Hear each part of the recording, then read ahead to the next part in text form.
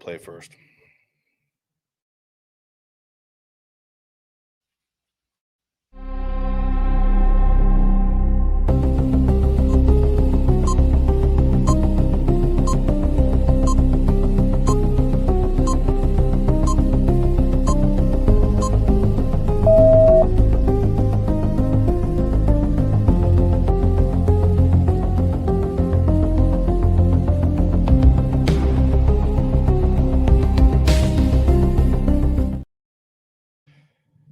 There we go. We are live, everybody. What's going on? We're back to episode 2, right? Right, Wayne? Are you frozen already? Motherfuck. I can't hear everything you're saying, Wayne. You got yourself muted.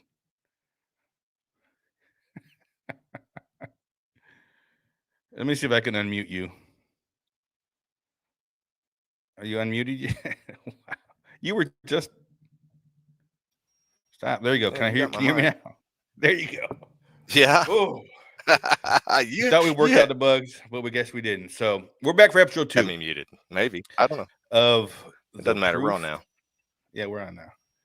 Episode 2 of The Proof Is Out There. Seek the proof. Seek the proof. And we had to, this was a question that Wayne had dropped a while ago. He asked me, he's asked a bunch of people about, what is it, Wayne? Oh, I ask, when you're running a still, do you run a drip or do you run a stream? And, you know, a lot of people have a lot of different opinions on that and a lot of different reasons for that. So for their opinions. So I thought we'd do a little discussion on that and kind of share some other people's opinions. And tonight we have 2 special guests joining us. The first, everybody's favorite redhead from the TV show Moonshiners, right? Amanda Bryant. Right? Oh, you had to embarrass me. Hi, everyone. What's up? And the second person, I don't know how he identifies. I guess he could be a deer. I don't know. Alan Bishop, the alchemist of the Black Forest. How's it going, Welcome, brother? Alan. Good, Glad to have you, buddy. You're not a deer tonight, are you? No, Amanda's also the only ginger in the world I like. Oh, thank you so much. There you go. Very honored. Oh, Jolie's going to kick your ass.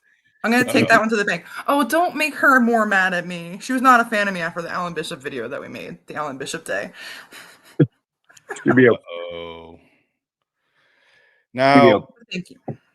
Let me see. I'm trying to share this real quick, but before we get too far into it. Because I got, all right, shared there. Man, people are messaging me like crazy. Like, where's it at? Where can I watch it? Where can I watch it? People. Thanks for having me, guys. This is cool. I don't do this much, and this is pretty late for me. I will just say 8 p.m., man. This is like my bedtime. Yeah, Amanda's getting to be old Grandma now. Amanda. Listen, I get up very early. Let me see. Oh, I gotta. So, drip or stream? What are your views on that, Alan? I got some questions, but I want to hear some views first. No, okay. Well, obviously, as with everything, it depends on what equipment you have, and then whether or not that equipment is actually sized correctly, and you somewhat have an idea of what you're doing. But let's just presume that we're talking, pot still with a worm. I have yet to ever find any historic literature ever from folks that were smarter than all of us combined will ever be that recommends a drip, unless you're aiming for something incredibly high proof with very little flavor. That's the only time I've ever seen it historically. That's not to say that some people are doing it wrong. Some people may not have equipment that's sized properly to be able to get a stream, but pretty much all the old cognac books all recommend the same thing. All the old Scottish distillers recommend the same thing. You want to stream. You don't want a huge stream. You don't want it, you're not trying to push it as hard as you can, but you also don't want the worm to sit there and be taking breaths. You don't want that stream to fall back on itself. You don't want it to run back up the underside of the worm. You want it to come out, in an arch, basically. So I'm a stream guy 100%, wherein the equipment is actually sized properly or works properly. Now there's times where that's not always going to be the case. Like when I made that little clay still, that little worm wouldn't do that. There was no way it would do it. And then if I'm running, I don't know, let's say shotgun condenser, single shell and tube, and I'm going for high proof, I'll drip that for hours and hours on end just to hold the proof that I want to hold at. So with just the D flag and no plates. But that being said, I'm not a still engineer. Luckily, there's a guy that I know that sometimes builds stuff, even if it's crazy, if his computer ever works right. And he's spinning right now, so I don't know what the hell's going on. Right? Oh, we lost them. The host of the show is gone. What the hell? I guess he'll be back. I guess I have to ad lib until he gets back. So, there's a lot. Oh shit! I forgot to turn on the comments. I got a whole bunch of comments here. I've got a lot of. I got some questions. I'll just throw a few questions out here real quick. Maybe if I can get to them. Okay, so old school lore says if it ain't dripping, you're running too hot. Right. So, what about that? That old school lore, and there's nothing wrong with moonshining. Obviously, I come from that background as well. But there are folk superstitions that are incredibly, incredibly useful, and then there are folk superstitions that are just that a lot of the times. Not to say that there aren't instances where you might not want to be dripping. Let's say here, I'll give you an example, and this is all about having tools in the toolbox. Let's say typically I'm doing something that's really volatile. In other words, it doesn't have a lot of or it has a very easy to lose aroma. I might back the still down to a drip. Maybe. Probably not, because there's usually no reason to. The other thing that happens when you back down to a drip is that then when you're running a drip, you're rarely ever going to hit a proper obtention temperature. And obtention temperature is the temperature of the distillate that actually is coming off the still. And typically you want that between 68 and 72. And I know everybody says colder is better, but that's again that's not historically been the case, and that has not been the case through traditional folk distilling knowledge. A lot of things sort of pop up around Prohibition, and I think a lot of what you're seeing is a lot of people got into distilling all of a sudden during Prohibition, and like anything, it's you try to make yourself look more intelligent than what you are because you need the customers, etc. There's nothing wrong with that. And again, there's always exceptions to the rule, but I tend to value knowledge that has been passed down for multiple generations from the folk countries that brought distillation to the United States. So that'd probably be the easiest way to answer that. A very long-winded way to answer it. Oh, I haven't done one of these. So. Hey guys, sorry, I had to relocate. I lost signal. Yeah, what you meant to say, Mac, because he is over it. Good. Yeah, you got better signal down here? Yeah, I do. Yeah, I'm outside the back door here at the house now. So, all right. Sorry. All right. So, Amanda, what about you with that question there? The old school lore for dripping. You're running. What is it? You're running too hot if you're not dripping. Yeah. So I love contradictions in distilling. Right. This is where I always try to learn stuff. And I think I probably, when I first started distilling, for a long time, I heard the whole slow and low. Right. And right. Again, running too hot, and they preach slow and low, slow and low, slow and low. So you actually work in the backwoods with somebody who's been running a pretty large pot still for their entire lives, and they tell you, lay it to it. And I'm like, what? And they're like, well, just throw a log on the fire and lay it to it. So not that there's a contradiction there. There kind of is, right? Where they're telling us to run as slow and low as possible and never be in a hurry to get the still ran off. But put yourself in the backwoods. If you're a moonshiner and you want to get in and out and get your run done before, the revenuers show up or the police show up, you just basically want to get it done. And Mark Rogers and some of the guys I've worked with who've been, making quite a lot of liquor, they lay it to it. And personally for me, heating my still up, I pretty much heat it up as fast as I can, right? Without scorching the grain or puking the still, but I will lay the heat to it to get my still heated up. Because I'm also working on efficiency, right? Efficiency is my time. My time is money. And I don't want to be there all day. But once I get the still heated up and I get a stream coming out, then I dial the heat back down so that I have a consistent stream. And the size of that stream for me is a number of factors, right? It's really like number one is the size of your still. If you have a 10 or 5 gallon pot, some people have smaller than that. You're definitely going to have a drip coming out of that size still. And if you have a 20-gallon pot, there is a point where when I ran a 20-gallon, I did run really low and slow because I was afraid to run too fast. And I was told if I ran really fast, I would get hotter alcohol. So that's what I believed for years. And I would run because they told me you run the stream like I had heard. And some of you also may have heard this. You run it like an old man peeing. So it's like a stream and a drip, a stream and a drip, right? Like so for a long time in my mind, I was like, somebody said, what kind of stream do you have? And it was either the width of the head of a coon pecker, but you have a stream and a drip. But that was the size pot that I was running on. And the bigger still I got, I mean, if you see a big still run or a still in a big distillery, they are pushing alcohol, right? Yeah. So much so that when you put your hand in front of that, there's cold air just blowing out from how fast the pressure is building up in the thumper or the column and coming out that condenser where there's pressure coming out fast. So a number of things, right? The size of the still, how much alcohol you have in the mash. Are you distilling a mash or are you distilling a spirit? Both of those will distill at a different speed because high proof alcohol is going to distill much more quickly than a standard mash will.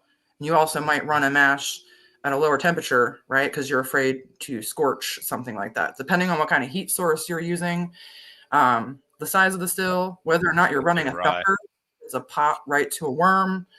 There's all kinds of factors that come into play. But for me, it's the size of the still. And I think you just, like, again, I used to run it very slow and very low until I saw other distillers making really good, really smooth distillate and making it really fast and over some heavy heat, which I thought was heavy heat. And the first thing I thought was just like everybody else thinks, they're running too fast. It's going to make hot liquor until I tasted it. And I realized that this notion was maybe false. Or there's just more to it really than running super slow and super low. Those have benefits to run that way, but like Alan said, you're doing that for a reason, right? You're trying to bring up the proof. Or sometimes I've worked a little bit with Alan where we're running a pot still, right? So we're manually controlling the heat and we're dialing the heat back to extend our hearts cut a little bit. So we're trying to slow the stream down to get a bigger hearts cut at the end of the hearts before we go into tails, where that's where we would really kind of dial it down to extend the good portion of our run. So it's complicated. There's a lot of factors to it. It's a great contradiction, right? But that's why I love distilling this. I love to talk about contradictions. So I'm glad you guys brought me on. Thank you so much. Yeah. That dialing down is important too, Amanda, to your point, because that's really what people are talking about here. And I don't think that they necessarily everybody realizes what they're talking about, but what they're talking about is, you've kind of gone through it here, is actually a distillation curve, right? So, and to be great merchandise for you guys. So distillation curves matter. There you go. I mean, we've already said pecker and drip within the first 12 minutes, so might as well go with this. Pecker, drip, curves, distillate. Wow. But you're not running a one solid temperature, one solid speed the whole time, as Amanda said. You know, there's times, you know, when you're starting up, you're going to be going pretty fast, and then, you know, about 10 minutes before you start to come across, you're going to dial it back some. And then after you get past your heart's cut, you may speed up a little bit through halfway through the distillation, then back off right before you get to your tails. Like she said, you're controlling natural reflux, even if you're not using a deflag or anything. And that's going to determine that, and how proper your equipment is in terms of sizing. That's going to determine a lot whether or not it drips or it runs, and what the attention temperature is, right? It's not definitely not a black and white issue. And Amanda has seen that herself with working with the guys in the backwoods and working with what she's doing now, and then also out at Mount Vernon. So at Mount Vernon, a couple of the stills, as Amanda knows, the worms weren't necessarily designed correctly, and a couple of the stills, no matter what you do to them, they will always spurt. There's no way to get a consistent stream off a couple of those stills to maintain that stream. They're just not, they weren't sized correctly. So, and that's for somebody like me or Amanda or some of the other distillers like Eric I've seen out there, and other guys like it. There's one in particular named Helen, which is the biggest still, and it just, if you're obsessive compulsive at all, it will drive you up the damn wall trying to like, oh, I'm determined. I'm the one distiller that can get this thing to run the way it's supposed to run. It's never gonna stay there. Maybe for 10 minutes, and you'll feel real good about yourself, but it'll humble you real quick. So It's a tricky. so we talk about different size stills and stuff. So what do you guys think about, let's say, for instance, you got a 20, 30 gallon pot, but you're running a still head and you're carrying over 2-inch diameter all the way out to the shotgun. Would you run that faster or than you would one that's choked down? You know, say 1 inch all the way out, or 3/4 or 5/8, whatever. Is it? Because I see your question, and I have to ask: does it have a proper vent on it or no? No. Proper vent as in right. I'm probably going to take my time the first time or two I run it anyways and see what it does. But all things being equal and bearing in mind that say a worm is going to make a somewhat heavier bodied spirit than a shotgun or a shell and tube, as long as it's not a single shell and tube and as long as I'm not going for high proof, I'm probably going to have almost the exact same approach as long as it'll handle the vapor. Right. Might run a, but it's just putting your toe in the water and testing it. Right. What is it actually going to do here? So yeah, but I'm more cautious. Yeah. I just noticed when I run like one of my rigs out to a 2-inch shotgun, it's a lot different than when I was running a smaller condenser, or I was necking down to 3/4 and going out, you know. Definitely seems to just run a lot faster and smoother. Yep. And also I'd be interested to hear what Amanda has to say here too, but the other part of that too is, let's say I'm doing just a straight up stripping run. As long as I'm not, as she said earlier, I'm not worried about scorching. I'm just going to run a waterfall on the stripping run unless it's brandy or something really volatile. There's really no reason to run slow on that stripping run. It's that doubling run, that spirit run, where you need to be paying more attention to that distillation curve. But yeah, you're correct. There are differences in the way that those run. Yeah, I love the video Tyler put up on my question on Facebook. You know, he showed one of the stills just running a strip, and I was like, dude, that you're cheating, dude. No, come on, that's not what we're talking about. Dude, those tripping lose you. What's going on, brother? Lay it to it, man. Get through it. Lay it to it. Fire in the hole. Real quick, Amanda, I got to ask you for a favor. Yeah. I got a buddy of mine. Depends on the favor. It depends on the favor. But go ahead. I got a buddy of mine, Travis. He loves you on the show. If you could just say hi to him, I'd appreciate it. Yeah, man. What's up, Travis? Thank you for watching. I appreciate the support, and there you go. I would say so. Okay, I was gonna say something smart about Damon, but I'm gonna be nice today. Hi, Travis. We're gonna keep it PG. I'm an open book. All right. Anyway, I'm glad that you have all your clothes on today. Facebook. By the way, Damon, did you see that picture? Wow, you want me to post it, Damon? It even made it to Amanda Bryant. That's Alan. You didn't see the picture of my ass, did you? No. At least there's one person that didn't see a picture of my ass. I missed that one. You lucky bastard. Damn it. Well, Wayne, you've seen it in person, so it's all right. Yeah, well. Next question. Damn, what you do to me, Wayne? Come on. What's the biggest mistake new distillers make when they're trying to chase that fast stream, would you say? You go ahead. Okay, I would say new distillers are doing the opposite. Most new distillers are very careful, overly careful, and tend to overthink most of what they're doing. I know that because I did as a new distiller. And for years, so I distilled on my own and in a small group of people, not around any other distillers for a long time, several years before I met any other person who actually distilled. So I had a very my own boxed way of doing things, and meeting other distillers helped me to learn. I was just overthinking a lot and being super, super careful about everything I was doing. So I think new distillers are afraid to run too fast because we hear the same thing that's drilled into our minds, right? Like low and slow, low and slow. And so many students that I get that are beginners that I talk to, we talk about how fast the still should run. And a great way to figure out how fast your still should run is to keep a log of how you make your cuts. Like if most of us at home distilling are making like mason jar cuts on a reasonable size pot still, maybe with a thumper. But I think most distillers are running too slow because they don't realize the speed or the rate at which they can run their still, and they're afraid to make a hot distillate. I've tasted the opposite, right? That's not to say that everybody does that, but for the most part, myself and a lot of my students that are really new to distilling are running super slow. Like they're like, I'm outside for like 14 to 16 hours a day running my pot still. And I'm like, dude, we need to talk about this. Like, first of all, heat up your still as fast as you can. When I say that, I don't mean scorch it, right? If you're using direct heat, use some kind of an agitator like marbles. The electrical elements will kind of like agitate for you.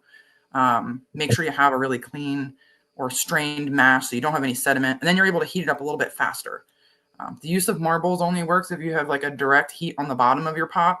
It helps to stir. It's a very cheap agitator, but it helps you to heat the pot up faster, which can cut down on your runtime. You say like those little clay beads, would that work? Around, as long as it's perfectly round so it can move around kind of. And I've seen beads, they sit in place and they kind of dance around, but a perfectly spherical marble will actually move in a circular motion and stir really well. I've heard of people putting copper pennies, total, whole copper pennies in. They kind of sit in place and they dance around. Okay. But that's what I try to encourage newer people is to not be so scared. And a good way, what I was getting at is to do a log, right? And write down how frequently you make that 1 quart cut. And then you can sit there and review your log and you can say, okay, this whole run, it was taking me 10 to 15 minutes here to make a cut. But then at some point it started taking me 20 to 25 minutes to make a cut. So you can see that your distillation has slowed down. You can go back and compare one distillation to another, and you can kind of see like today I ran the slower than I normally do, but you wouldn't know this unless you're paying attention to time and cuts. But that's a really good way to figure out how fast you can run your still. And I had to push it. When I went on that master distiller competition, they gave me 4 hours to distill. So I had to figure out how I was going to get into my hearts in a 4-hour window. So I set a 4-hour timer and I turned my still on and I just practiced over and over and over until I figured out how to get into my hearts in a 4-hour window by not filling the still all the way, right? Like if your still is not completely full, it's going to run more quickly also because you have less alcohol in there and you'll be able to get into your hearts more quickly than you would if your still is completely full because you're going to be able to heat it up more quickly as well. But keep track of your time. Note when you're making cuts and don't be afraid to run it too fast. You can run it too fast. You can scorch, you can puke. These are not things I recommend, but I think what I see most people that are new to distilling, or at least don't have experience in running a lot of different kinds of stills, or at least not experience running a lot, then they're afraid to just go too fast. And you got to just push your equipment and learn what its limitations are, because there's going to be times where you want to run really, really slow, where you want to run really fast, like Alan said on a stripping run. Obviously, you're not going to be making cuts on that, and you're not going to be paying attention to, you don't really want to run that very slow. Yeah, I would say most beginners are not balls to the ball, like I'm going to lay it to it and run it super fast. And those that do that are going to learn very quickly because they're going to puke their still immediately, right? And we've all done this. We've all puked our stills by running too fast and getting too courageous. But it's a really good learning experience because then you immediately know not to do that again. Right. Right. What about you, Alan, with any advice towards new distillers and how fast they're running? I'm not far off of Amanda. I think it's maybe a little bit of a different piece, a little bit of different experiences that probably if they were doing this for a living and then doing it at home, they'd realize that 18 hours on the keg stills. As someone who has slept a lot in boiler rooms, I was distilling at home or elsewise, we're getting this shit done and going to bed is what's happening. Right.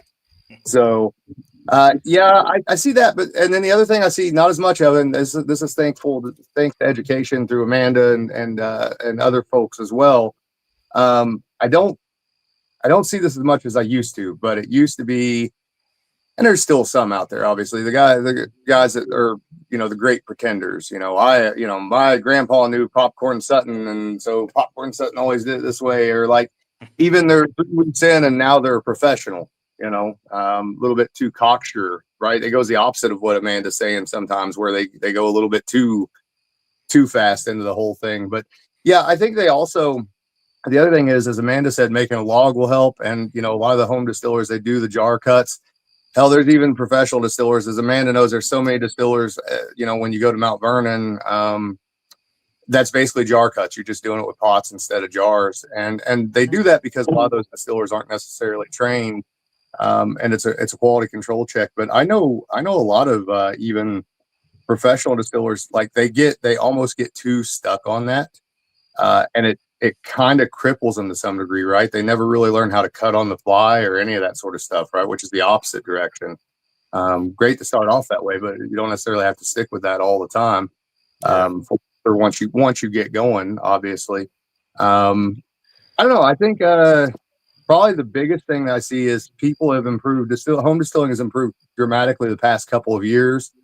Even within someone's first 4 or 5 runs, quite often now, because of the amount of education they have access to on the internet and the people they can talk to on the internet, if nobody's just absolutely confusing them with BS, they can be a good product in 5 or 6 runs a lot of times. The bigger thing that I see is what I call, like, it's not even technical mistakes, it's mistakes in the approach to distillation, right? Whether or not that spirit is actually something that moves someone or is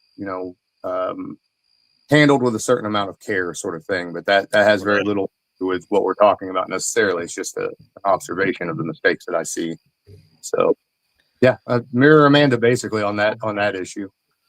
So, yeah. Now, Alan, would you say that there's between a drip and a stream, flavor wise, with your distillate, is there any huge difference that you notice? There can be, yeah. So let's take whiskey, for example. When you are fermenting grains, there are a number of compounds that you are creating in that fermentation, aroma-wise and flavor-wise, that you do not necessarily want to come across in that distillation. And if you are not catching your proper obtention temperature, that between 68 and 72 degrees, as best as you can, obviously there are always going to be fluctuations. Yeah. You're not catching that proper obtention temperature, which has a lot to do, again, with having properly designed equipment that will run a stream properly or will be vented properly. What's happening is you're condensing everything too quickly because everything's cold. And so all those volatile elements that you may not have wanted from that fermentation that should have been created as a gas and should have off-gassed on that condenser instead of being imbued into the spirit, they're being put into that spirit and bonded into that spirit. And while some of them are volatile enough that they'll come off with airing out your spirit after distillation, a lot of them are not. A lot of them are going to sit in that jar and they're going to be there 20 years from now when you open that jar, and they're never going to go away. If there's a fault that I commonly see in whiskey, both home distilled whiskey or moonshine, and professional distilled whiskey or moonshine, that's it. That's one of the biggest faults I see, is running the condenser too cold, which has a lot to do with flow, obviously, etc. Because you're chasing temperature and flow at the same time, along with that distillation curve, right? Those are all going hand in hand, as well as taking into account anything that you may not have a properly designed vent if you don't, or even maybe not have a vent at all, right? So you have to take all those into consideration as you're going through the process. Yeah. So like you're saying, properly vented, be like the worm that I built you for the distillery. It's 1 inch ID, inch and 1/8 OD. So even though you're running a damn fine stream out of that thing, you still got gap all the way. Oh, yeah. It breathes really nice, and that allows that off gassing you're speaking of. And that thing has never once huffed. Nice. I've never seen it huff a single time. And it would take I could probably all damn near get away with running that thing on that 500 gallon, truthfully. So, Wow. But All right. So for you, Amanda, something Ellen had mentioned with, getting your water too cold when it's condensing. Yeah. I see a lot of people when they're first starting off putting ice and making a big old ice bath in their condenser. What do you think about that? Yeah. So this is another big contradiction that I like to talk about, especially I get asked all the time. And this is a big contradiction, not just among experienced people and inexperienced people, but there's distillers and especially moonshiners that are on both sides of this fence, right? About how cold to run the condenser. And most of the moonshiners, what you're going to hear is the colder the better, right? Super, super cold. Because if you have a warm condenser where your distillate is warm coming off of the still, then you're going to have hot liquor. So I can explain why they think this and why they're getting this. But I've also had moonshiners tell me that ice cold can shock your liquor and make it hot coming off the still. Because I do believe that you can condense too much or too rapidly, right, on the still. Tony Mandela, how cold is too cold? So yeah, if I would say like having ice right off the still, when you have a worm, it's warm on the top and cool on the bottom. And what happens is that vapor comes out and it's gradually traveling down the worm. So it's gradually condensing. It's not going from 200 to 212 degrees to right down to, 30 degrees, 32 degrees, or something that is freezing cold. I think that rapidly cooling can be too fast. It's exactly what Alan said. We are condensing all of the volatile vapors that some we would like to off gas, but we're condensing it all into a spirit. So what I like to do is I like to run my condenser warm on top, cool at the bottom. And really, as long as we are condensing that vapor, condenser size and the size of the still, these are all things that come into play. The bigger the still that you're running, sometimes a condenser has a hard time keeping up with it. Your water source is a big thing. A lot of times I have run big stills off of creeks or gravity fed pipes, which aren't very reliable. I've had them clog up or be slow. I've used hose water from my house. I've also even used icicles, right? Like where in the wintertime, my condenser is heating up really fast. So I'll go outside and grab all the icicles from my house and put them in the condenser. And it helps to keep it cool. I have recommended to people a gallon water jug, keep that in the freezer and you can throw that in as long as it's in your condenser. The condenser water is still pretty warm, right? Generally, and that's melting and it's dissipating that heat and keeping it cold. But I did learn with experience that the warmer condenser actually makes a smoother spirit because we're not condensing all the volatile things that we're later going to go back and off gas, hopefully. Some distilleries purposely run their condensers warm to counteract this off-gassing, like a continuous column still that we can't necessarily maybe make cuts on as good. We are running that condenser warmer intentionally to off-gas some of those vapors that recondense at, they have a lower boiling point and they're recondensing at a lower temperature. So it's better to off-gas some of that stuff. But the reason that people say that a hot worm makes hot liquor is this. It's simply this. And I think I figured it out. I'm not 100% sure, but this is what I think. If you have a jar of moonshine, right, or a jar of any whiskey, it doesn't matter, a bottle of good whiskey, it's sitting in your car, and you open that bottle or you open that jar, it's going to smell really hot when the distillate is warm, because the warmer the distillate is actively off-gassing, right? So even if you've made cuts properly and you have a good clean distillate, if it's hot or it's warm, there's evaporation going on. So when you taste it on your palate, it's going to burn, and when you smell it, it's going to burn your nose because it's warm and it's actively off-gassing, and there's a little bit of alcohol evaporation going on. So warm distillate coming off the still to a moonshiner in the backwoods would taste hot. And then if you take a jar out of the freezer, it's closed off. There's no off-gassing occurring. The flavor and the aroma is going to be totally muted. And even a jar with poor cuts and a lot of heads in it, you can throw in the freezer, pull it out ice cold and drink it, and it might taste smooth and super good to you. So moonshiners got into the notion that the colder the worm is, the smoother the liquor is, because it was closed off and it wasn't off-gassing. And then times where the worm would run warm, they would taste it and they would say, this is hot, because it was actively off gassing. But if you go back a day later and you check on that alcohol, once it become room temperature, the warm alcohol that has off gas is probably going to be smoother than the ice cold liquor that you've run once that warms up and begins to off gas. Makes Does that make Yeah. sense? I'll give you guys a contradiction too, a contradiction of myself here. So, at Old Homestead, and this would be something common that, you know, as people scale up, they'll see things like this. So, I had a little bit of the same problem at Spirits of French Lick, and this goes along with what Amanda said about contradictions to begin with. But so the stills that we had at Spirits of French Lick, the ones that we have at Old Homestead, they come from China, and you know they're not bad stills. I've had Vendome guys come in and look at them. They all say the same thing. There's things here they do better than us, things here they do worse than us. But the one thing that the Chinese are terrible about is designing line arms that are properly designed and sized and shaped. So on my 250-gallon doubling still Rose, she has an 1.5-inch arm coming off the helmet that goes about 3 feet up in the air before she goes over, right? That's a tremendous pinch point for vapor, which changes the way you have to run the distillation curve to get what you want. But that also provides ridiculous opportunity for natural reflux, right? Especially this time of the year going into the wintertime.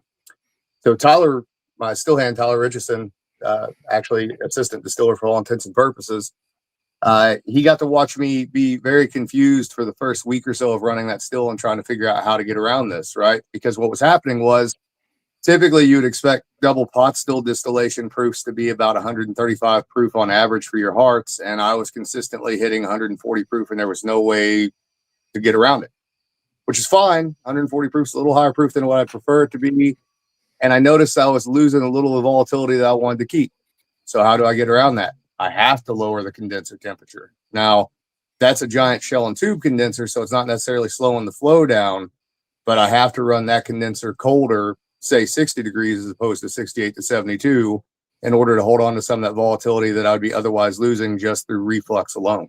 So it's a point of no return going the opposite direction sometimes as well. So again, that all the stuff that comes with experience and the approach to distillation as well. So Yeah. Yeah, you both touched on something that I think is really important, and that's temperature gradient in your condenser. You know, Amanda mentioned your worm, you know, same with a shotgun.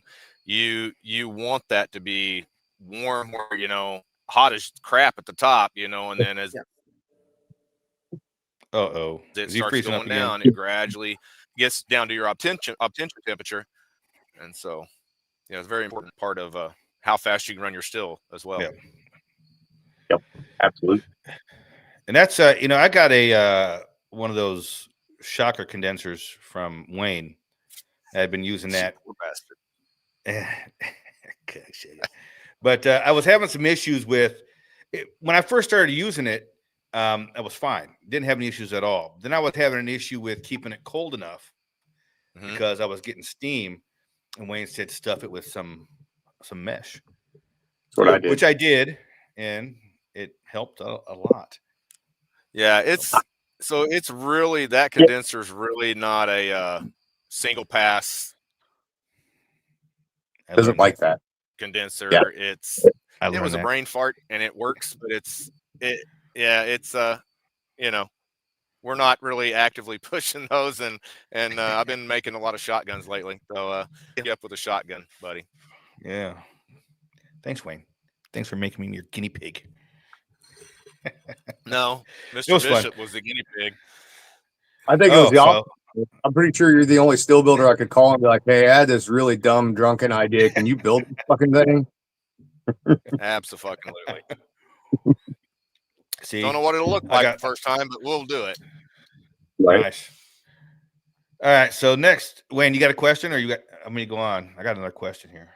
Let her rip, buddy. So, do you find it harder to make clean cuts? Damn, clean cuts. Hey, now this is when running a stream or a drip. Do you find it harder to make clean cuts when doing a stream versus a drip? I don't. I mean, a drip would be harder for me than running a stream, obviously, because that's the way that, as far as I'm concerned, you should do it. And actually, there's a really cool thing, and I got to show it to Amanda when I was out at Mount Vernon. The French used to have this method they call the 3 bubbles, right? And so this only works if you're running a stream and you have a pool that the alcohol is falling into. And so 2 things will happen when you're running a stream, a proper stream off of a still with properly sized equipment to whatever degree that exists for you. The first thing will happen is that when you run from ethyl acetate to acetaldehyde, you'll actually see a little burp from the actual worm itself from the stream.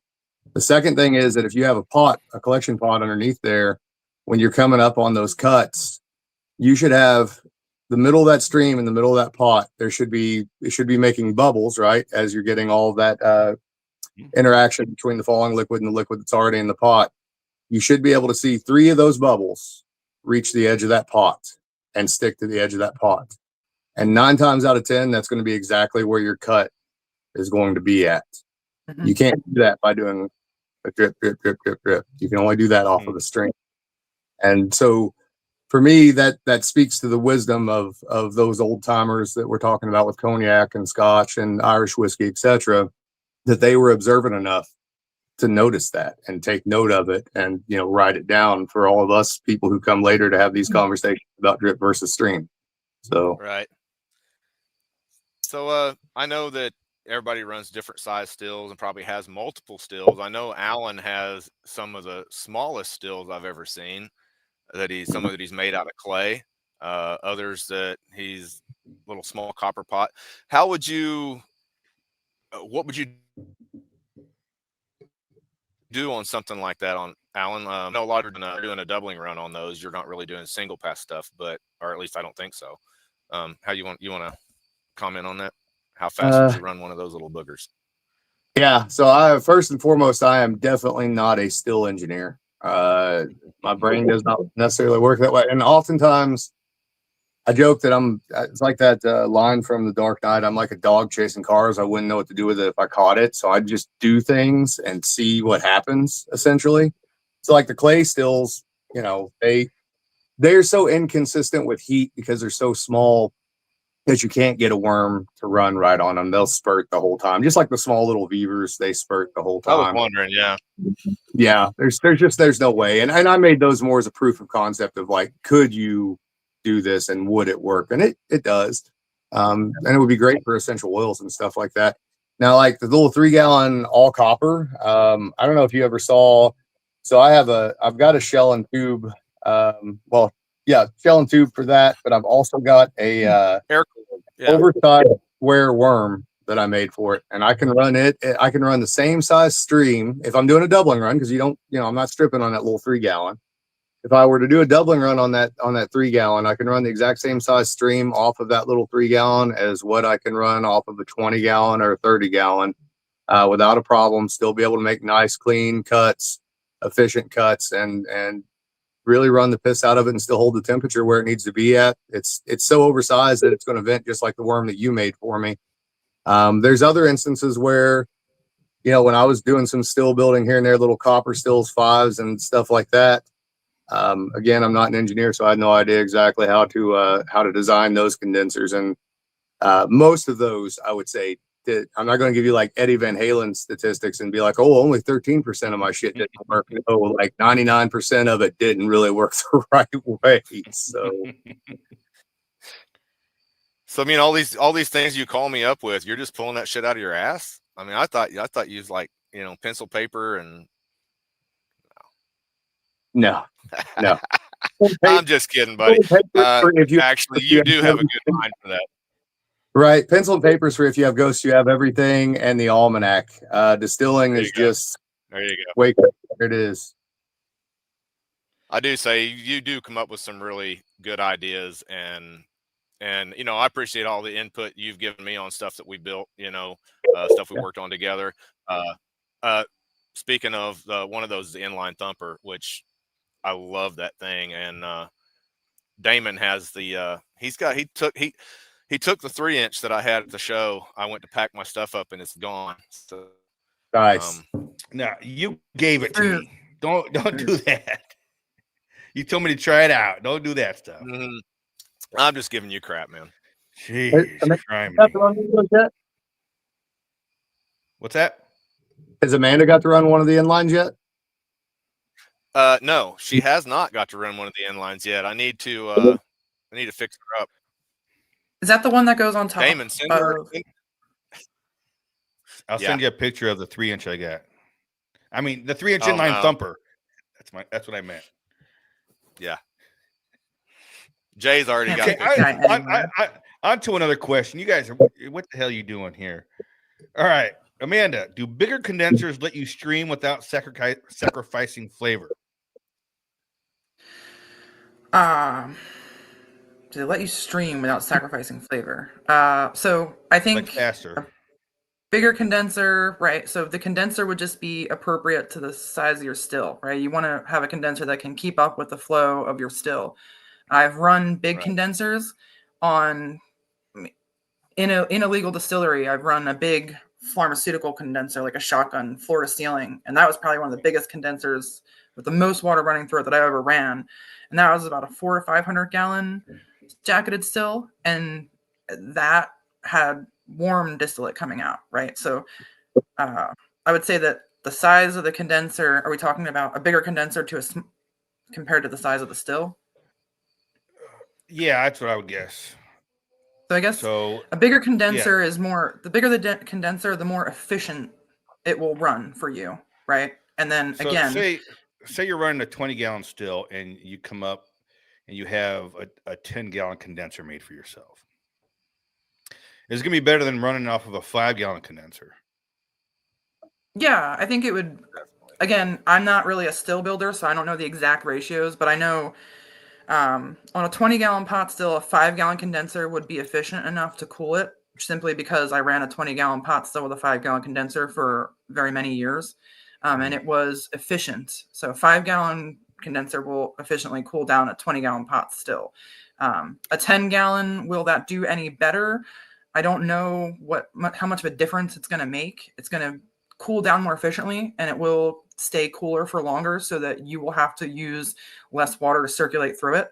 Or 5-gallon condenser is going to require more water circulating through it to keep it cool than a 10-gallon would. So a 5-gallon will get warmer faster and require a little bit more water circulation through it. So if you're somebody who is buying ice, right? Because sometimes we have, like, some people, I don't know how everybody circulates water. If you have tap water or some kind of a stream, or you're running with a hose where you don't have a limited amount of water, then the bigger the condenser would be better.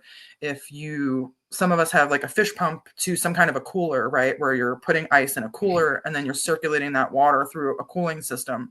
In that case, I think a 10-gallon would be better and more efficient at cooling. And a 5-gallon would just get hotter quicker and run through your heat maybe a little bit more quickly.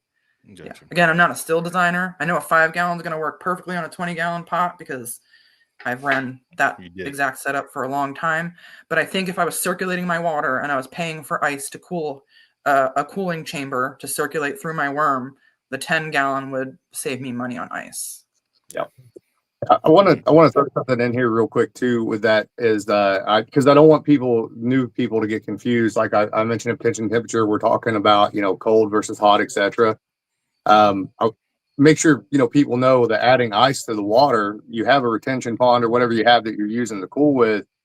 I don't care what the temperature of the water is. It's the tension of the distillate itself, right? It's the actual temperature of the distillate of the worm. That water can be as cold as somebody wants to make it. And at home, a lot of people use less of it. Yeah, a lot of people do run with ice. I know Tyler does. For years, I had a little tiny freezer in my basement that I would fill up with water and let freeze for 10 hours or whatever, where it freeze around the sides, and that's what I'd pump my water out of. So yeah, I want people not to get confused by that. I'm not saying don't run cold water. Run the cold water is what you want to. Right. Just watch your retention temperatures for sure. Yeah. Gotcha. Yeah, that's a good point. Now I know Amanda's got kind of she's been on for about 50 minutes now, and I know she wants to get some sleep. So what I'd like to do, I don't know, Alan, how much time you have tonight, but what I'd like to go ahead and do is get a question or two from in the comments. And now keep it about what the topic is. Okay. If you got a question or two about drip or stream or something newer, we'll go ahead and post it up here and have these two folks talk about that. Let's see. Okay. I'm getting a bunch of comments, but not a question. There is a bunch of comments. I was just going back and looking at them. A lot of people like Amanda. Melrose. Michael says, "Damn, stop sending me pics of your 3-inch." Pics and damn 3-inch pictures, and I ain't getting nothing over here. It's fucking... Tom will hook you up. Tom's got them all. I'm telling you. Mandy, you got a class tomorrow? You got a class tomorrow? Yeah, I'm in I have day 2 of my class in the morning. We leave fairly early. I got to get up at like 4:30 to get there on time. Oh, hi, little one. It's the my new still hand.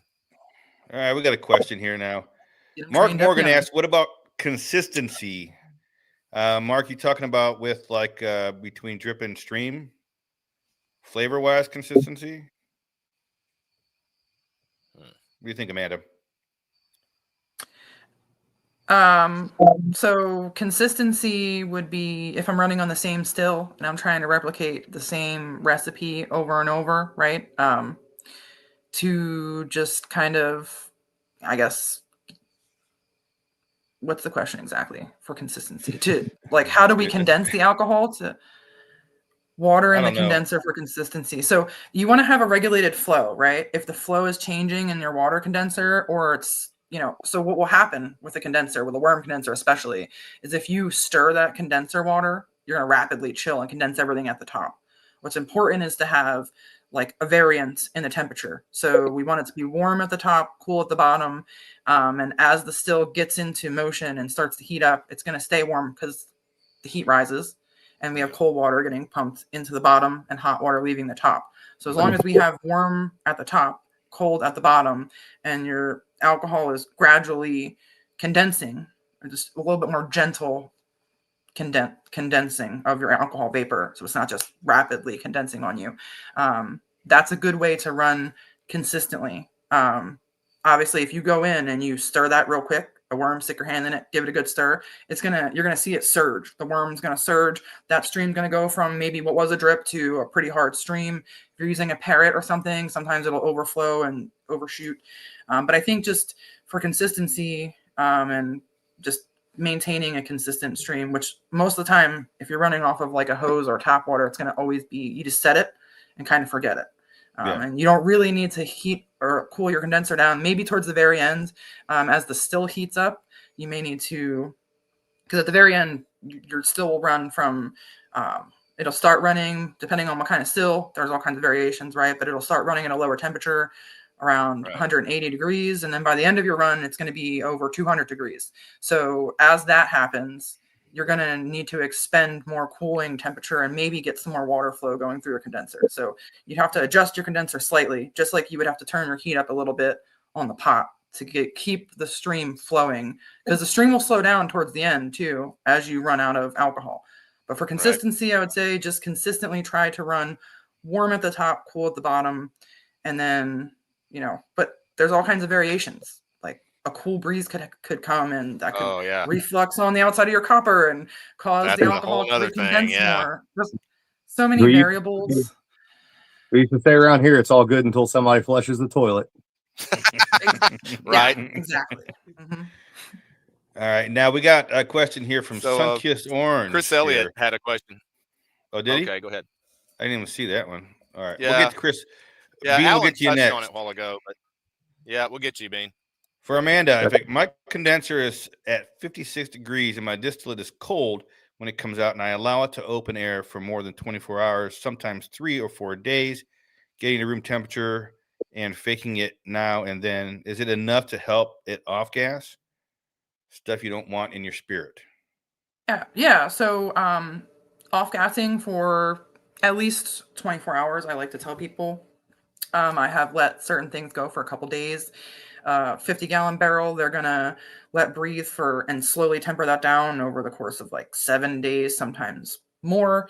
But off gassing for those couple days for sure. By the way, hello girl, how you doing? I know her friends from Master Distiller, but yeah, I think off gassing for a couple days is definitely going to clean up, because when we condense a spirit, we're trapping everything back into it. What Alan had mentioned was that sometimes if it's very cold, we can condense things back into the spirit that, and he could probably speak more on this than I could more accurately, that we're condensing some things back into the spirit that may never off gas again. But for the most part, allowing the spirit to breathe, oxygenate, and just get some air, it's going to really clean up your spirit. So I always tell my students and people that are asking questions, whenever we distill alcohol, don't go back and blend that and bottle it right up. Off gassing is like, it's a huge part of letting the alcohol breathe and letting some of those volatile things that we've recondensed back into it evaporate out. It's going to totally change the way the spirit tastes and smells. And sometimes if we were trying to make cuts without letting it breathe first, we may make a different cut than if you let it breathe for about 2 days. You're going to come back and be like, wow, that place where I thought it was bad is actually good now, because some of that bad stuff will come out. You'll actually look at a bottle. If you don't let it off gas, you can see it evaporate on the top of the glass. Like, you'll just see constant condensation on the glass where it's trying to off gas, but it's trapped in that glass container. And you'll see it happening over and over and over until you pop the cap and let it breathe for a little bit. I would say 56 degrees, 60 degrees on a condenser. Obviously, it's going to be like, again, a gradient of temperature. That's a great temperature to run at. If you have nice cold water, that's good. And definitely letting it breathe. You're not doing anything wrong there. Nice. So, Alan, question for you from Bean. Do you run a shotgun condenser the same way you would a worm? Worm. Depends. So let's say it's a shell and tube shotgun condenser, I presume, as opposed to a LeBeg. Depends on product, but yes, essentially, same tension temperatures. You know, if there's not anything I need to try to correct with design and the still, sometimes I will purposefully, if I'm going to make an aged whiskey or a matured whiskey that's going to go into a cask for a number of years, I will oftentimes run a worm a lot hotter than I would a shell and tube with a whiskey. Especially, let's say I'm doing a single malt with a lot of peat and I want some of that sulfurous kind of meaty sort of characteristic.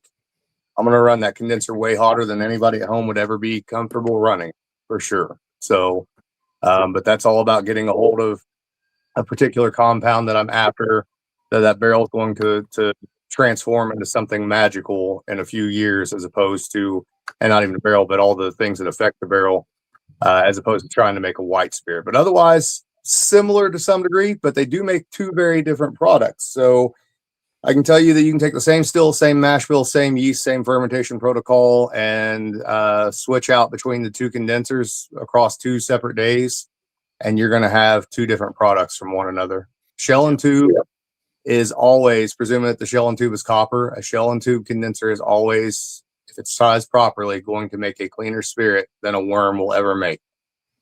It just will. It's just the nature of it. It's the surface area of the copper versus the worm. And that's not to say that you can't make good, clean spirit off a worm, because you can. But a shell and tube operates quite a bit differently than a worm does. So. Okay. So Chad Lucas slacks. He says, my problem with all my worms is inlet is the same as the outlet. Need to drill out the outlet twice the size of the outlet. I don't. Shouldn't have to. Most of them are all typically the same, right? Inlets and outlet. If it maybe he's thinking about finding a way to vent it. Maybe. Like maybe putting a little riser at the outlet or something like that to be able to off vent some, you know. Yeah. So which helps the bigger worm. Mm-hmm. Yeah. Well, let's see. Trying to look. These questions and comments are coming in so quickly here. I'm trying to. Right. I see a couple people keep asking like what temperature to run the condenser at. Yeah. And then, so there's really, I don't know if Alan has a specific temperature he likes to run a condenser at, but again, that's going to change depending on how much water flow you have, what kind of condenser you have. the size of your still. What we're really looking for is for it to be cool enough to condense the alcohol. And we're not, as a distiller, for me, I'm not really monitoring the temperature of the condenser, but the temperature of the distillate coming out. So I will check my temperature of my distillate, one, because I need to adjust for temperature when I'm taking a proof reading, right? If you're using a glass hydrometer, a lot of times we have to adjust for temperature, because if it's warm or cold, it's going to throw off the reading on the hydrometer. So I'm constantly checking the temperature of my distillate that comes off the still. That's just what leads me to start to monitor the temperature of the distillate. So as long as it's cool enough to condense the vapor into a liquid, that's what we need it to be. If the distillate is coming off warm, it's not going to hurt you. In the 70-degree ballpark, I've seen it 73 degrees, 74 degrees. This idea of what temperature distillate we want is going to differ depending on, for Alan, like what kind of spirit he's making, what he's trying to do with it. But different distillers are going to have a different opinion here. And that is because some distillers like it to be super cold coming off the worm. The spirit is closed up when it's ice cold. If it's like in the 50 degrees and the 60 degrees, it's going to be a nice cold spirit. It's going to be very closed up. And you're not going to be able to really smell that as much as a warmer spirit that's off-gassing. A warmer spirit's also going to off-gas coming right off the worm, and you don't have to off-gas as much, and it may taste smoother than something that was distilled very, very cold after a day or two. So to answer that question, it's a hard question to answer for the exact temperature. Ice cold stream water is coming off at about, on average, I think, off a stream, off a higher elevation, is about 60 degrees is the water coming in. 60 degrees is a good temperature to feed your condenser, but we like the condenser to just be warm on top, cold at the bottom. So that way, as the water goes down the worm, it's super hot. Say your vapor coming out of your thumper or your pot is 200 degrees. It's going right into the water of your condenser. So you're going from 200 degrees, and we don't want to shock or rapidly condense or rapidly do anything really. But I think I'm not sure the science behind this, but I believe that a more slow condensation is better for a smoother flavor. So 60-degree water is great. But again, we're not monitoring the temperature of the condenser because it should have a variant. It should be warm and cold. But what we're monitoring is the temperature of the distillate coming off the still. If that makes sense to answer everybody's question. Because I saw that a couple times. Yeah. I was trying to type it and I was like, I'm just going to, easier just to say the answer. Just talk about it. So even Richard Landry popped in to say you're. Oh yeah, I seen that. Oh, Richard, what's up, brother? Yes, I seen a bunch of my friends popping in here, and I want to say hi, but I don't want to interrupt anybody.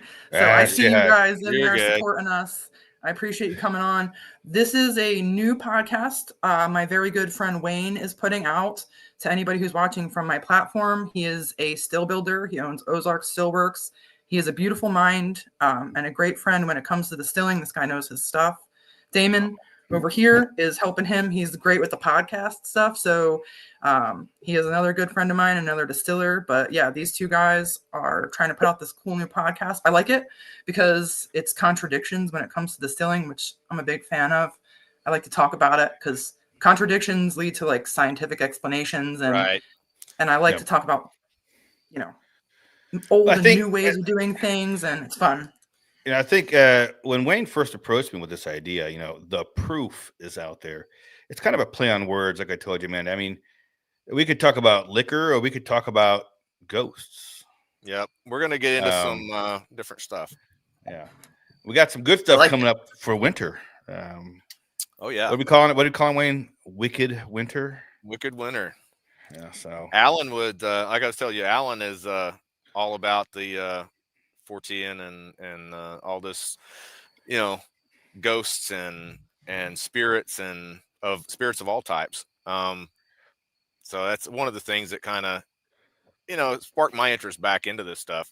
I listen to his podcast and it gets me, fired up about doing other things. So, Thanks, Alan, we may have to have you back next month. Yeah, I'll be glad to come back and talk weirdness for sure. Awesome. Okay. We got weirdness coming. We got wicked winter weirdness coming up next month. Yes, we do. So, and I also hadn't had a chance to get one of these jokes in there yet, so I have to because I love Amanda and she knows this. But Amanda, when is Ice Road Truckers coming back on? That's the question I Oh keep my getting gosh. asked. I know all you guys want to know when Ice Road Truckers comes back on. And normally Ice Road Truckers airs sometime in the fall. But I don't think that they have released an exact premiere date for Ice Road Truckers as of yet. But don't worry, there will be new episodes of Ice Road Truckers coming out. We have been working on them. And yeah, you guys are going to love it. Just Iceberg you got to Truckers tune in is because there's awesome. some really sketchy roads and there's some really like they're ice roads, you know, White and knuckling? there's Are you some white really knuckling? steep. What's that? Are you white knuckling on the roads? I white knuckle all day Oh for wow! hours. Like I have arthritis in my hands from the white knuckling.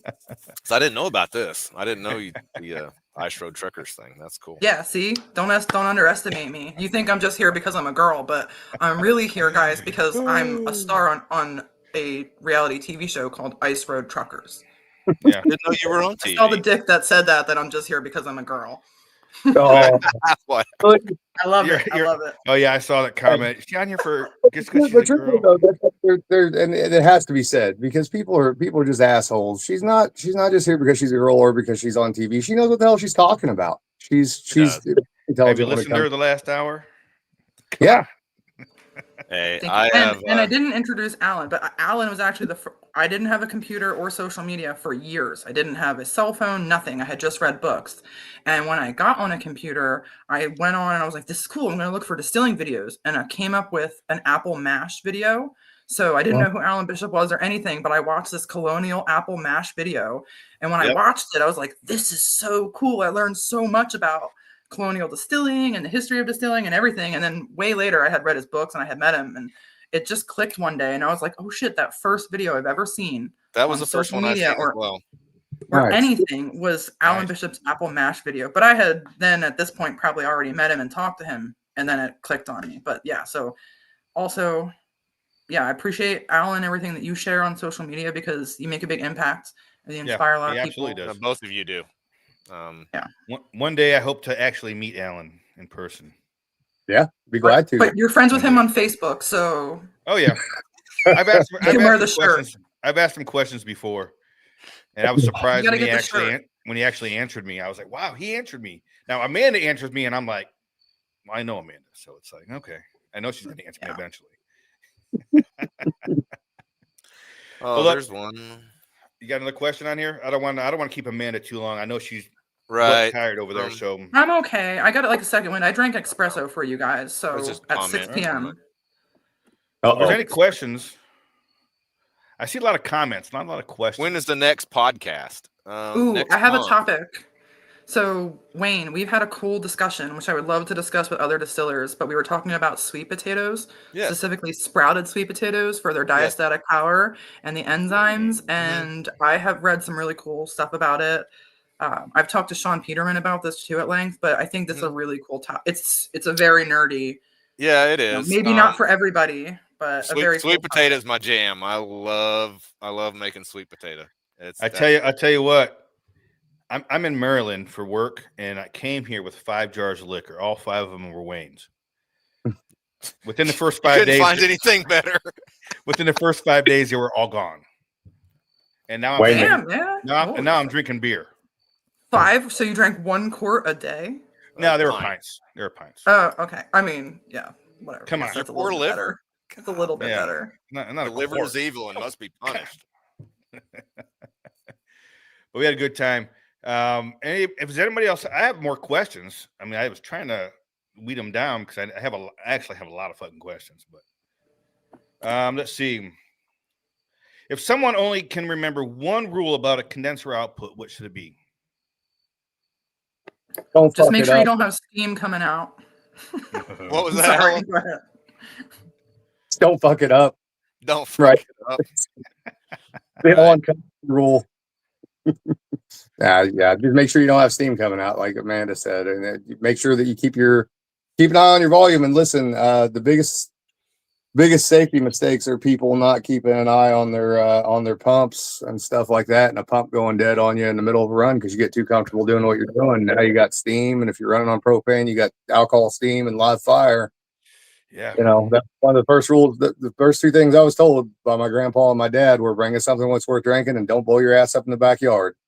So I got to go grab my cord. I'm about I to have a go cool dead. story related to that I almost brought up. So actually, when I was on Master Distiller, there's a little behind the scenes story that the stuff that they edit out that they never show ever. But it was so cool. My first time ever on Master Distiller, and all this crazy stuff went wrong. And we all worked together as a team. But one of my opponents, they had a worm condenser and it cracked, right? Like it was an enclosed worm condenser and it just wasn't, it had not been taken care of properly from a lot of people running it and not probably taking care of it in between episodes. So his worm condenser cracked. He went to a shotgun condenser and he was using that. He already didn't have a really good base fermentation, so he had really low proof to start with on a shotgun condenser. And I don't think he had a thumper. So he was going right from a pot to the shotgun condenser. And in the middle of our run, we lost water directly in the middle of the run. So then they started bringing us ice. Those of us that had like the worms, we were able to, it was an open worm. I'm sorry, it was an open worm condenser. So we were able to put ice in the worms to chill it, but he wasn't because he had the shotgun condenser. And they were like, well, he can turn his still off. He'll have to turn his still off. And we were like, no, this guy's already at a disadvantage. I'm not going to say the name of the episode or any names of any contestants or anything, but we all kind of worked together as a team, the three of us, the competitors, and we held bags of ice around his shotgun condenser to jacket it and try to get it to function properly for him. And it lasted maybe like 35 minutes until we had water flow back on, but we were just like emptying out our condensers and we had people coming in and bringing us in ice, and we all kind of just worked together as a team to like make the run happen, and we didn't want anybody to have to turn their stills off. And it's the crazy stuff that goes on behind the scenes that you don't always see. And then after that, he had to run that. Once we had water flow again, this correlates to the topic we were talking about running a drip as opposed to a stream. He had such low proof on his mash they like us to present a jar of 100 proof, right? Sometimes things go wrong and it's out of our control, or there's things that we didn't see or we didn't anticipate, like the temperature of Tennessee in the wintertime at nighttime, right? How cold it can get and how mashes can stall. But this poor guy, he was a great distiller and he had a great recipe and his stuff smelled incredible, but he had to pack it with copper mesh and run it super slow. He ran the whole time at a drip so that he could try to bring up his proof and get it enough of a distillate to hand in that was at 100 proof. If he had run it at a stream, it would not have refluxed enough. It wouldn't have condensed enough, refluxed and raised the proof of it, and it would have come out at a really low proof for him. So he purposely ran it at a drip. It smelled like a bakery. Like it was absolutely incredible. It smelled so good the whole time. But when he ran at that high proof, it came off and it had gotten like a super high proof for him because he ran it so slow. But he was intentionally running that slow so he could bring the proof up so he had something worth any count to hand in. It was just really unfortunate. But it's interesting to see the stuff that can go wrong and then the skills that distillers have that are experienced and the things they know to do to work with their equipment and get their equipment to kind of function for them. And again, you have to know your equipment, know how to run it, know the limitations of it, and know like, do I need to run this fast? Do I need to run it slow? And what happens if I do that? So I like to tell people to push their equipment to limitations. And this guy did everything he could to stay in the game. And he was just at a disadvantage from the very beginning. And it was just like one bad thing after another happened to him. But he ran at a stream. We ran out of water flow. Like everything that could go wrong went wrong. Damn, I hate those days. Then they don't show any of it. It all gets those days happen. We film stuff for hours and days, and you only see a small percentage of really what all the work that we do because they have to sum it up for you into one episode. And there's a lot that goes on. Let's see. Yeah, and Ice Road. Yeah, it's so many sketchy rides, so many hauls. I think that the people who are good distillers, they didn't get there by not making mistakes. I think all of us make plenty of mistakes, and that's as long as you learn from them. I mean, that's the key. That's how you learn shit. That's how you got a FAFO. Yeah, absolutely. For sure. Now, Alan, there's a question here for you. When cuts on the fly, someone says cuts on a fly, what does that mean exactly? Good question. It means being comfortable enough to know how to find your transition between not just head parts and hearts and tails, but also the transition between early heads and late heads.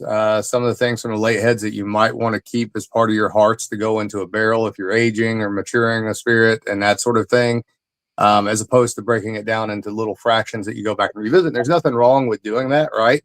That's a good way to start and to learn.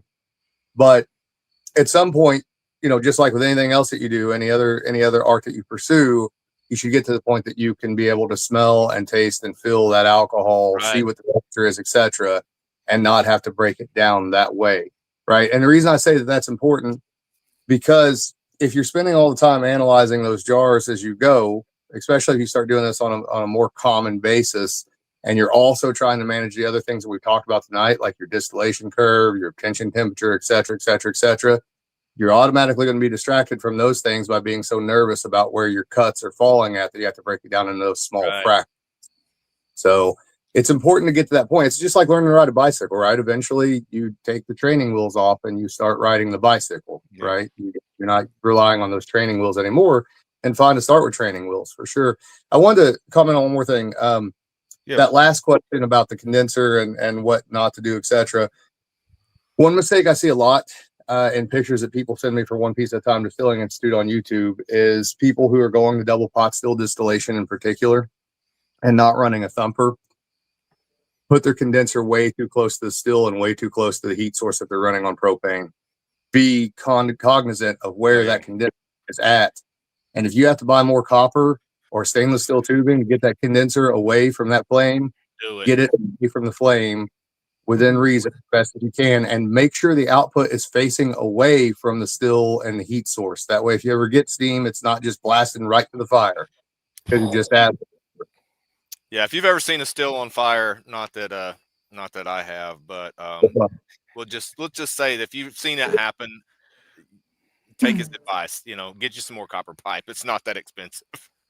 Have you ever seen the basement floor on fire one time? You look like Doc Brown. Nothing good. Well, Nothing good.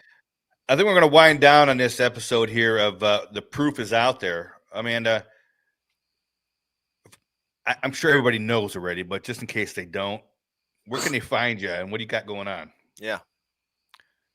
So right now I'm just on Facebook. I'm not great with social media or self-promotion, but I have a distilling business. We are opening a educational distillery, restoring a historical building. As soon as we get our certificate of occupancy, I should be moving in. My business is going to be currently it's called Unholy Beginnings Distilling Company. I teach monthly distilling classes at ubdistilling.com. We are currently doing our last class of the year right now because everybody would like to have off with their family for December. Totally understand. Yep. It's a lot of work to put the classes together, and I couldn't do it without my partners and my coworkers. But yeah, ubdistilling.com for classes. Okay. I'm on YouTube at Amanda Bryant Distilling. I'm trying to get back onto that flow, and I mainly just do Facebook because I don't understand Instagram and I don't know any other social media things.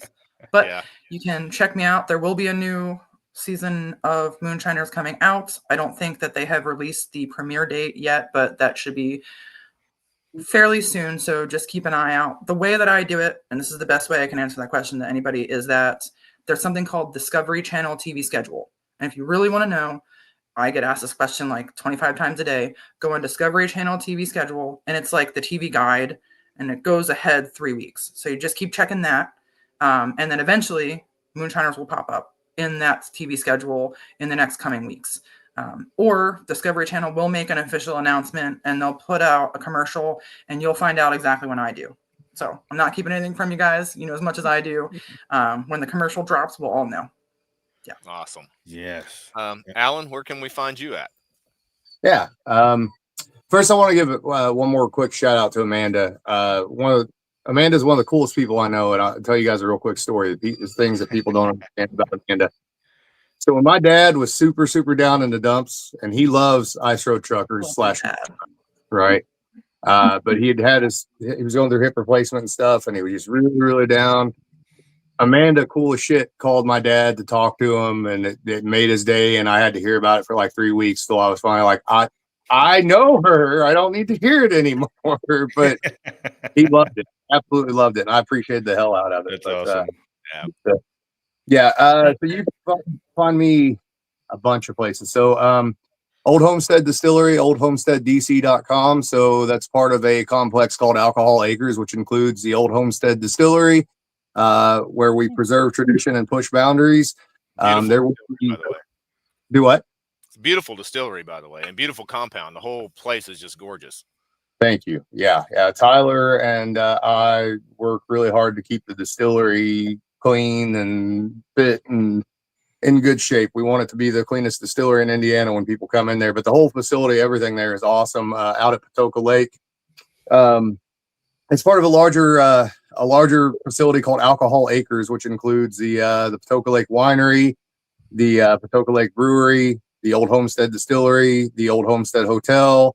We own the marina, the gas station. Like, it's all the things. We own all the things. If you want to get drunk and crawl to your hotel room, as long as you can make it there, we got it for you. So you have like a cigar shop and everything, right? We do. We have a humidor. Two humidors. So one at the distillery and one at the winery. So there'll be an educational component coming to that probably sometime next year. Tours will be starting up next year. Tasting room is open. Right now, obviously, a lot of young spirits, a lot of clear spirits, because in the state of Indiana, we actually cannot purchase and resell spirits in our tasting room unless we blend them 60-40 with our stuff.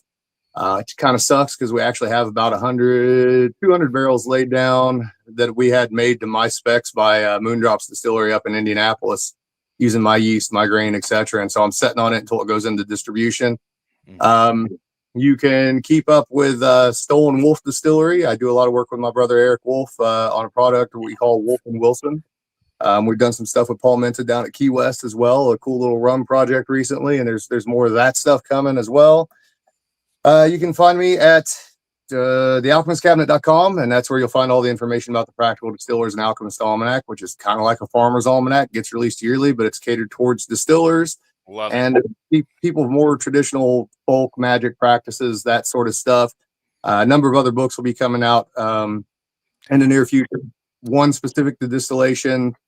I don't know. Like I said, I'm always doing something. And then I have the One Piece at a Time Distilling Institute on YouTube. If you have Ghosts, You Have Everything podcast. And at some point, Tyler Richardson and I are going to kick up the old One Piece at a Time Sacred and Profane podcast and turn that into a new platform as well, if time ever provides. Other than that, you can find my fat ass on a bicycle somewhere trying not to die. So I guess I cannot say that you're lazy at all, Alan, right? Not a chance. Every breath is a chance for creation, for sure. Yeah, I got you, brother. You're bad. Do it if you don't feel like doing it, because you'll learn something. You know? Yep, I hear you. Well, I would like to thank you both for coming on. Alan, I look forward to meeting you. Wayne, I think he was talking about you and I taking a road trip, is what he was just saying. Come up. We can do that. We can. I need to go there because I got to pick something up that's still sitting out there in a little shed somewhere in southern Indiana. And let's go. All right, yeah, we'll do that. I'll go. We got hell yeah. And Amanda, as always, it's great to see you, even though it's here. Likewise, this was a pleasure to see you guys. You're all my good friends, so it was like great to catch up. This was very nice. Thank you for thinking of me and inviting me. I'm happy to do this again. I mean, this is probably the worst night of the month for me because I haven't slept in 2 days. But for you guys, I'm here for you guys. You're awesome, girl. We love you. And I love y'all. It's really good to see you guys. And I definitely need to come visit you, Alan. That is on my checklist of things to do in my free time. Yeah, I got some free time next month, and I'm road trip. Everybody, yes, yep. Everybody next month. Going to Indiana. Party at Alan's house. I got all kinds of stuff that's not even been released yet. I'll happily put it in front of you. Christmas in southern Indiana. That's what I'm talking about. Yes, again, I wish all the best with your podcast. Thank you. Everybody, keep an eye out for the Proof Is Out There. Right? Is that that's the official title? the proof is out there. These are really intelligent people talking about some cool topics. And I appreciate y'all inviting me on. And I appreciate everybody that tuned in tonight to watch. I appreciate your questions. I was not able to really go through the comment section, but thank you guys so much for tuning in and watching and supporting these guys. Yo, rock. Thank you. You Until work next hard. time. I don't even look at the comments. I'm just like, no, I'm here. That's good enough. Yeah, I try to keep up. It's I tough. try, but they're going. They're going. Oh, you know yeah, I'm there's a neurotic. lot You know of I'm comments. neurotic. But again, I appreciate y'all. Thank you so much for coming on Thank to Yes. Wayne and I's second episode. Look for Wicked Winter coming out next month. in December. I will be keeping an eye out for it. All right. Thank you guys. Love Have a y'all. beautiful night. Later. Deuces. Love y'all. Bye.